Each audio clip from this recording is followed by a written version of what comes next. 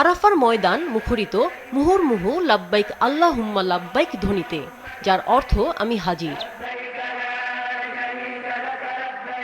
ফজরের নামাজের পর থেকেই মুসল্লিরা সমবেত হতে শুরু করেন আরাফার ময়দানে। 15 লাখের বেশি মুসল্লি হজের মূল আনুষ্ঠানিকতায় যোগ দেন সেখানে। আরাফার ময়দানে মসজিদে নামিরা থেকে বাংলাদেশ সময় বিকেল 3টা 20 মিনিটের দিকে খুতবা পাঠ করেন মসজিদে নববীর ইমাম ও খতিব শায়েখ আলী বিন আব্দুর রহমান আল হুজাইফি। খুতবায় তিনি তাকওয়া অবলম্বন, আল্লাহর আদেশ মেনে চলা এবং আখিরাতের জন্য প্রস্তুতি গ্রহণের ওপর গুরুত্ব আরোপ করেন। বাংলাসহ 50টি ভাষায় পবিত্র হজের খুতবার অনুবাদ সম্প্রচার করা হয়।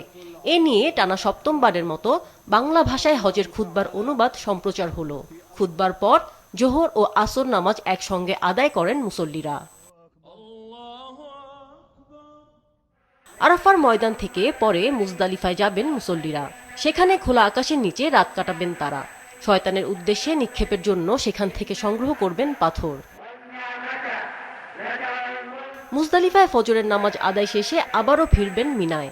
শয়তানের উদ্দেশ্যে পাথর মারার পর দেবেন পশু কোরবানি। পরে এহরাম ছেড়ে স্বাভাবিক পোশাকে মিনা থেকে মক্কায় গিয়ে পবিত্র কাবা শরীফ 7বার তাওয়াফ করবেন। মক্কায় বিদায়ী তাওয়াফের মধ্য দিয়ে শেষ হবে হজের আনুষ্ঠানিকতা। আমিনা লুসি, মাছরাঙা, নিউজ ডেস্ক।